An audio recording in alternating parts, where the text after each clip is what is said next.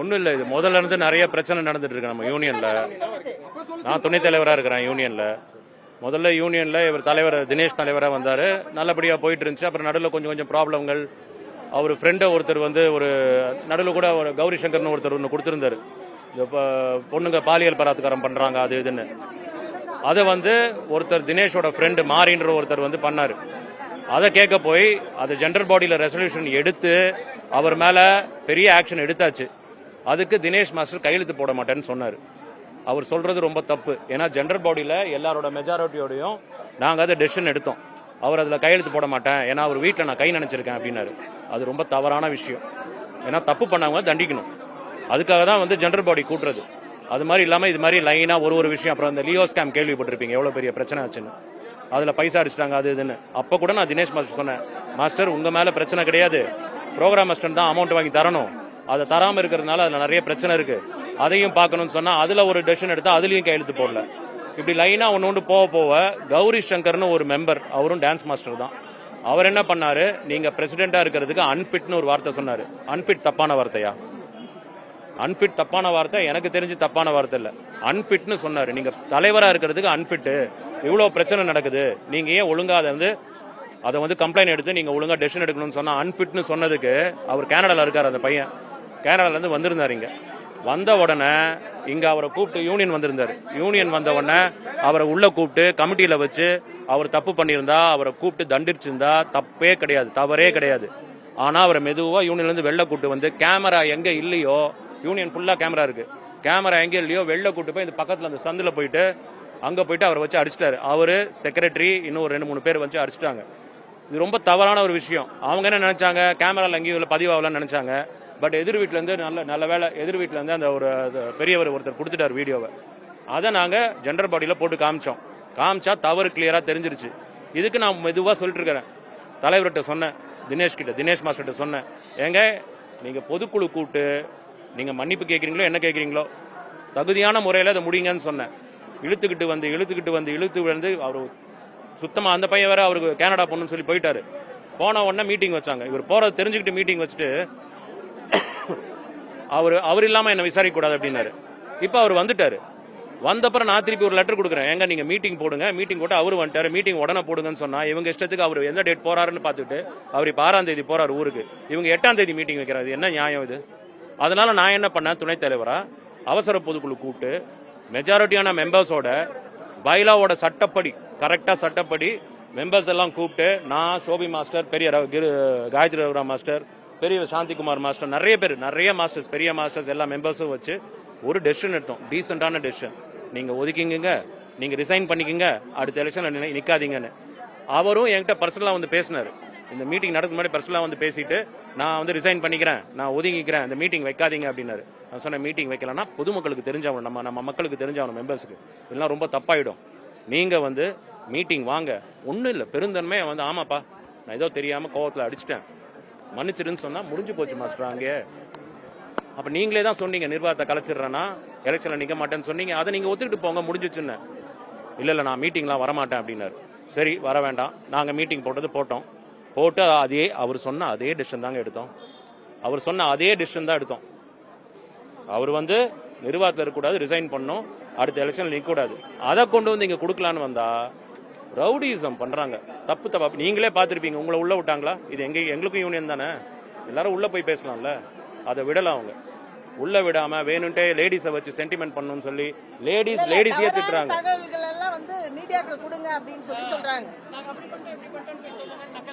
நாங்க தவறான தகவல்லாம் எதுவும் கொடுக்கல. அடிச்ச வீடியோ வேணா உங்களுக்கு தரோம், நீங்க அப்படியே போடுங்க. அடிச்ச வீடியோலாம் உங்க எல்லாருக்கும் தரோம், கிளியரா இருக்கு அடிச்ச வீடியோ.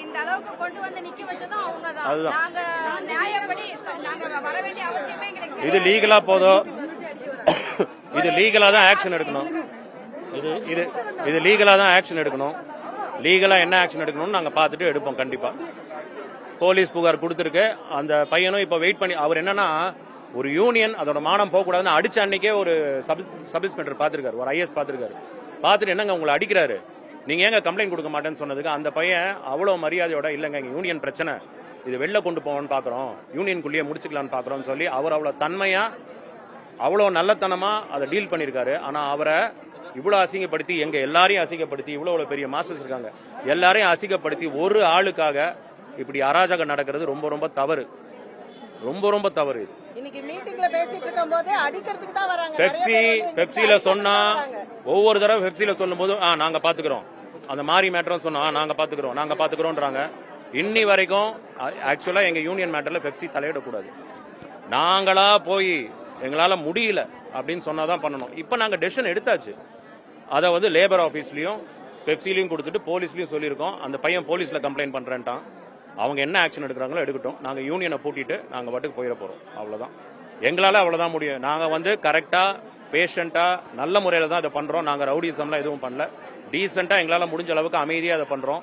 பட் எங்களை வந்து அமைதியா நடத்த விடாம தேவையில்லாம ரவுடிசம் பண்ணிக்கிட்டு இது ஒரு டான்சர்ஸ் யூனியன் மாதிரியே இல்லையா. இப்ப என்ன தெரியுமா சொல்லுவாங்க, இவங்க பிரஸ்ஸை கூப்பிட்டு எங்களெல்லாம் அசிங்கப்படுத்திட்டாங்கன்னு.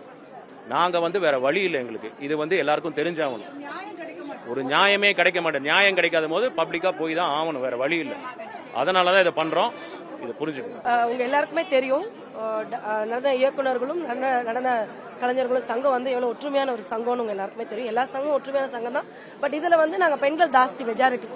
ஸோ அப்படி இருக்கும்பொழுது எங்களுக்கு எல்லாருக்கும் ஈக்குவலான ஒரு உரிமையும் இங்க இருக்கு. நல்லா எல்லாரும் சகோதர சகோதரம் பழகுவோம் நாங்க இங்க.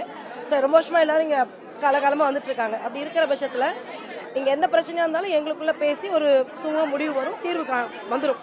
ஸோ இந்த பிரச்சனை என்ன அப்படின்னா வந்து ஒரு நடன இயக்குனரா நீங்க நார்மல் ஒரு கலைஞரா இருந்து சண்டை போட்டுக்கிட்டு அடிச்சுக்கிட்டாலே பிரச்சனை தான்.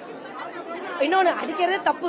ஆக்சுவலா ஒரு சங்கத்துல தலைவரா இருந்து எங்களோட தினேஷ் மாஸ்டர், இப்பவும் எங்களுக்கு எங்க தினேஷ் மாஸ்டர் தான் வருது, எப்பயுமே அது உண்மைதான்.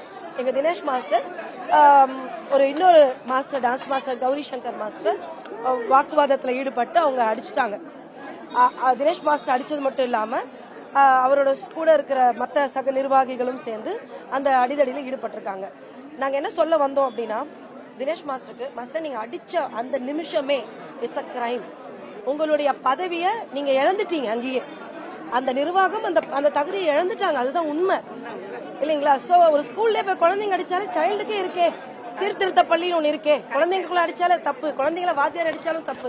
அப்படி இருக்கும்பொழுது எங்க சங்கத்துக்கு தலைமை தாங்க எல்லா விஷயம் பண்ணக்கூடிய தலைவர் ஒருத்தர் அடிச்சா 1000 பேருக்கு ஒரு தலைவர், அந்த தலைவர் அடிச்சா நாங்க மெம்பர்ஸ் எல்லாம் எப்படி நாங்க வந்து பாத்துட்டு அப்படி போக முடியும்? வாங்கினவர் வந்து முறையா வந்து நிர்வாகத்துக்கிட்ட ஒரு கம்ப்ளைண்ட் கொடுத்தாரு. அந்த கம்ப்ளைண்ட் இன்ன வரைக்கும் அது விசாரிக்கவே இல்ல. என்ன கம்ப்ளைண்ட் கொடுத்தாரு? தலைவர் அடிச்சிட்டாரு வேணும்னு சொல்லிட்டு அவரு ஒரு டான்ஸ் மாஸ்டர் தான். ஆமா, அவர் வந்து கேட்டிருக்காரு. அந்த நியாயத்தை வந்து கேட்டப்ப இவங்க எப்படி என்ன அதுக்கு ரியாக்ட் பண்ணாங்கன்னு தெரியல. அப்புறம் அந்த பிரச்சனை வந்து துணைத் தலைவர் கல்யாண் மாஸ்டர் உங்களுக்கு தெரியும், அவர்கிட்ட இந்த விஷயம் போச்சு. அவர்கிட்ட போன உடனே அவர் துணைத் தலைவர் அவரோட பதவியில இருக்கும் போது ஆக்ஷன் எடுத்தாலும் ஆகணும். ஏன்னா தலைமை மேலேயே இங்க பிரச்சனைனால அவர் கண்டிப்பா உள்ள வந்து அதை கேட்டுதான் ஆகணும் போது அவரோட இதை வந்து கேட்கிறாரு. அவரும் பொறுமையா ஒரு வாட்டியும் லெட்டர் மூலியமா அஜெண்டா மூலியமா போடுங்கன்னு கேட்டுட்டே இருந்தப்ப இது இவங்களுக்குள்ள ஒரு தீர்வு வரலன்னு சொல்லி பெப்சிக்கு போச்சு. பெப்சிக்கு போய் செல்வமணி சார் முன்னிலையில சில பேர் கொண்ட முக்கியமான நம்மளுடைய சீனியர் மெம்பர்ஸ் தான் போயிருக்காங்க. மாஸ்டர் சாந்திகுமார் மாஸ்டர் எல்லாம் இருந்திருக்காங்க. அங்க போய் இந்த விஷயத்த வந்து செல்வமணி சார் என்ன சொல்லிருக்காங்க அப்படின்னா, சாந்தி மாஸ்டர் சொன்னா நல்லா இருக்கும், நேர்ல பார்த்தாங்க. அது என்ன சொன்னாருன்னா, செல்வமணி சார் எங்களுக்கு இல்ல அவர் என்ன உபதேசம் கொடுத்தாரு அப்படின்னா, உங்களோட சங்கத்தோட பிரச்சனையில நாங்க இனிமேல் தலையிட மாட்டோம். உப தலைவர் அவர் என்ன பண்ணணும்னா முறையா வந்து சங்கத்துக்கு நிர்வாகிக கிட்ட ஒரு லெட்டர் கொடுத்து இந்த மாதிரி நீங்க இது ஆக்ஷன் எடுங்க அப்படி நீங்க ஏன்னா நிர்வாகத்தின் மேல இப்போ வந்து கம்ப்ளைண்ட் இருக்கிறதுனால உப தலைவர் வந்து இதுக்கு வந்து 15 நாள் டைம் கொடுத்து ஒரு மீட்டிங் கூட்டலாம், ஒரு அவசர பொதுக்குழு கூட்டி முடிவு எடுக்கலான்னு. ஆனா என்ன பண்ணாங்கன்னா, அந்த பாதிக்கப்பட்டவர் கனடா போனவர் திருப்பி வந்துட்டார். இதுக்காகவே அந்த பிரச்சனைக்காகவே திருப்பி வந்து, ஏன்னா தினேஷ் மாஸ்டர் தான் சொன்னாரு அதுக்கு முன்னாடி நடந்த ஒரு மீட்டிங்ல அவர் வரட்டும், யார் அடி வாங்கினா யார் கம்ப்ளைண்ட் கொடுத்தாங்களோ அவர் வரட்டும், அவர் வந்ததுக்கு அப்புறம் நாங்க இந்த பிரச்சனை வந்து பேசிக்கலாம்னு சொன்னாரு. அவரும் அதுக்காகவே அங்க இருந்து டிக்கெட் போட்டு வந்து திருப்பி லெட்டர் கொடுக்கும்போது இவங்க ஆக்ஷனே எடுக்கல.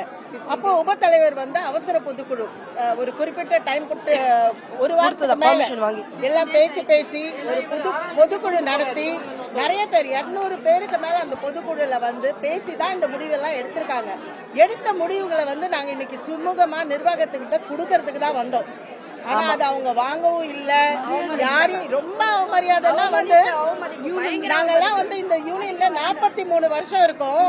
பெண்களை அவங்க வேலை கொடுக்கற பெண்களை விட்டு எங்களை வேணும்ட்டு தூண்டி விடுறாங்க. அவமரியாதையா பேசி ஆல்மோஸ்ட் கிட்ட வராங்க, அடிக்கிற மாதிரி வராங்க. கேர்ள்ஸ் டான்சர்ஸ் எங்களை எல்லாம் பார்த்து குட் மார்னிங் அக்கா, குட் ஈவினிங் அக்கா, வணக்கக்கா, நமஸ்காரம் சொல்லக்கூடிய கேர்ள்ஸ் அடிக்கிற ரேஞ்சுக்கு வராங்க. எல்லா ரவுடிசம் தான். இந்த சங்கம் வந்து ஆக்சுவலா வந்து எல்லாருமே சொல்லுவாங்க, பொதுவா எல்லாருமே சொல்லுவாங்க, அதாவது இந்த நடன இயக்குநர்கள் மட்டும்தான் எல்லாருமே காலில் வணங்கி நாங்க எந்திரிப்போம். ஏன்னா குருஸ்தானம் அது இந்த இத்தனையோ குருக்கள் இங்க இருக்காங்க, அவங்களோட சிஷ்யர்களும் இங்க இருக்காங்க. அப்படி இருக்கும்போது இது வந்து நாங்க நிச்சயமாவே இன்னைக்கு வந்து கல்யாண் மாஸ்டரோட தலைமையில இதை வந்து இந்த மாதிரி எல்லாரும் தீர்மானம் எடுத்திருக்காங்க. மாஸ்டர் நீங்க இதை கேட்டுக்கிட்டு அவர் ஒரு நிமிஷம் தான் அப்படியா சரி ஓகேன்னு இந்த நிர்வாகம் அவர் சொன்னது தானே, நான் சாரி கேட்டுறேன், நான் போயிடுறேன், நீங்க எலெக்ஷன் வச்சு எடுத்துக்கலாம். அது இன்னைக்கே அவர் போயிருந்தாருன்னா இந்த பிரச்சனை வந்திருக்காது. எங்களுக்கு யாருக்குமே தினேஷ் மாஸ்டர் தலைவர் மேல எங்களுக்கு தனிப்பட்ட விரோதமோ காழ்ப்புணர்ச்சி கிடையவே கிடையாது, எதுவுமே கிடையாது. நாங்கெல்லாம் ரொம்ப மதிக்கக்கூடிய ஒரு நபர் தான் அவரு. ஆனா நிர்வாகத்தின் தலைமையில இருக்கும் போது சில கட்டு திட்டங்களும் சில சட்டத்துக்கு உட்பட்டு தான் யாரா இருந்தாலும் நடக்கணும். அது மீறும் போது குரல் கொடுக்க வேண்டியது எங்களோட கடமை.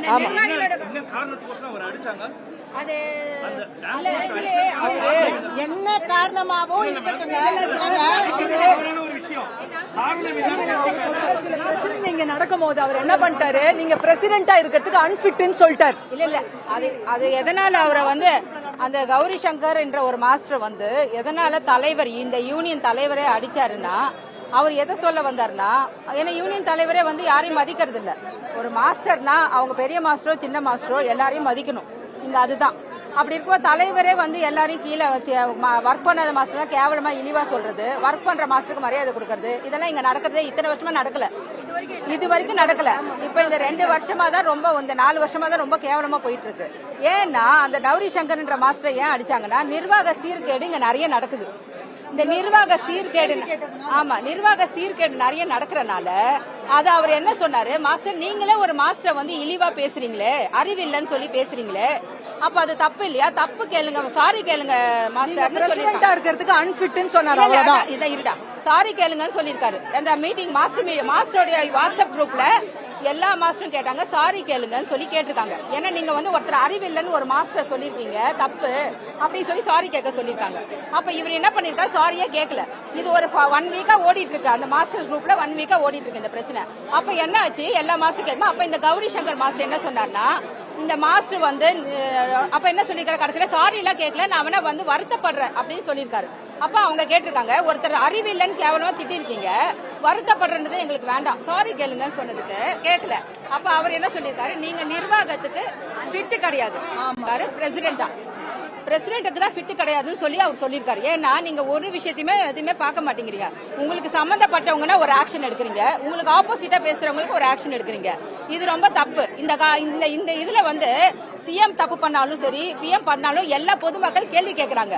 அப்படி இருக்கும்போது ஒரு யூனியன்ன்றது ஒரு குடும்பம் மாதிரி, இது புரியுதுங்களா? இந்த குடும்பத்துல வந்து ஒருத்தருக்கு ஒரு ரூல்ஸ், இன்னொருத்தருக்கு ஒரு ரூல்ஸ் கிடையாது. நம்ம குடும்பத்துல எல்லாருக்கும் ஒரே ரூல்ஸ் தான். 1000 பேர் மெம்பர்ஸ் இருக்கோம், 1000 பேருக்கு ஒரே ரூல் தான். நாங்க எல்லாம் ஒரு குடும்பமா இருக்கோங்க. இந்த பிரசிடென்ட் அப்படின்னா 1000 பேருக்கு ஒரே மாதிரி இருக்கணும்ல. அந்த ஒரு பிரசிடென்ட் தப்பு பண்ண கூடாது இல்லையா? அததான் நாங்க என்ன கேட்டோம், இருடா ஒரு நிமிஷம், நாங்க என்ன கேட்டோம்னா, அந்த அப்ப கௌரி சங்கர் வந்திருக்காரு, அவர் வந்து ஊர்ல இருந்து வந்திருக்காங்க, அவங்க ஃபேமிலியோட இது விசேஷம் சொல்லி வந்திருக்காரு. இவரு இது பேசி 5 months ஆயிடுச்சுங்க. 5 months யூனியன்ல எந்த இதுவுமே எந்த கூட்டமும் போட்டு அவர் மேல ஆக்ஷன் எடுக்கல இவங்க. ஏன்னா இவங்க மேல தப்பு, அதனால இவங்க ஆக்ஷன் எடுக்காம விட்டுட்டாங்க. இது எங்களுக்கு மீட்டிங் போட்டாலும் லேடிஸ் ரவுடிஸ் வச்சு கூட ஒண்ணும் கிடையாது. ஒரு நிமிஷம் அது என்ன நிர்வாக சீர்கேடுனா, இதுக்கு முன்னாடி இருந்த நிர்வாகி ஒருவர் மேல பாலியல் குற்றச்சாட்டு ஒண்ணு இருந்தது. அந்த குற்றச்சாட்டுக்கு எல்லா நடவடிக்கைகளும் எடுத்து அவரை யூனியனுக்குள்ளேயே வரவிடக் கூடாதுன்ட்டு நாங்க ஒரு தீர்மானம் எடுத்தோம். முன்னாள் தலைவர் தலைவரா இருந்தவர், அவர் முன்னாள் தலைவரா இருந்த மாறின்றவர் மேல பாலியல் குற்றச்சாட்டு இருந்து அவர் யூனியனுக்குள்ளேயே வரக்கூடாதுன்னு தீர்மானம் எடுக்கப்பட்டது. அந்த எடுக்கப்பட்ட தீர்மானத்துல தலைவர் அவர்கள் மினிட்ஸ் புக்ல சைன் போடணும், அப்பதான் அது செல்லும். ஆனா இவர் வந்து அவரோட ஃப்ரெண்ட்ன்றதுனால நிறைய பாரபட்சம் பார்த்து அவர் சைன் போடல. இந்த மாதிரி அவங்க ஃப்ரெண்ட்ஸ்னா வந்து அவர் அந்த மாதிரி பாரபட்சம் நிறைய விஷயத்துல பாப்பாரு. அதே மாதிரி லியோ விஷயத்துல யூனியனுக்கு வர வேண்டிய கமிஷன் காசு கிட்டத்தட்ட 35 lakhs சொல்றாங்க. 35 lakhs அது இன்னும் வரல. அதுக்கும் இவர் எந்த ஆக்ஷனும் எடுக்கல. சோ இந்த மாதிரி நிறைய சீர்கேடுகள் சொல்லணும்னா சொல்லிட்டு அவர் கேட்டார். இதெல்லாம் தான் கௌரி சங்கர் கேட்டார். இந்த மாதிரி இருக்கு ஸ்டெப்பும் எடுக்க மாட்டீங்க, அப்ப நீங்க தலைவரா இருக்கிறதுக்கு எப்படி? நான் அவர் கேட்ட கேள்வி